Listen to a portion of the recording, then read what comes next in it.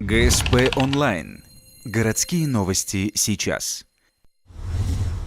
Пятница, 10:00. В детском парке стартует Кросс нации 2014. Участвуют воспитанники НШДС номер 1 и 30 детских садов. Всего 653 ребенка. Благодаря занятиям физкультурой дети знают, перед пробежкой нужна разминка. Поэтому вначале массовая утренняя зарядка. И вот, наконец, старт. Малыши старших и подготовительных групп бегут 600 метров. Эта дистанция становится серьезным препятствием для дошколят. Некоторые так спешат к финишу, что по дороге иногда оступаются. Но это нисколько не омрачает настроение юных спортсменов. Нету таких кислых личиков «не хочу, не буду». Все с желанием улыбаются, бегут и, в общем-то, радуются тому, что они бегут, занимаясь физкультурой. На помощь детям приходят инструкторы и воспитатели. Даже родители не могут стоять на месте и подбадривают малышей личным примером. Многие из них примут участие и в общегородском забеге.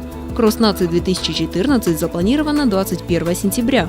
Тогда судьи планируют выявить и наградить самого юного спортсмена.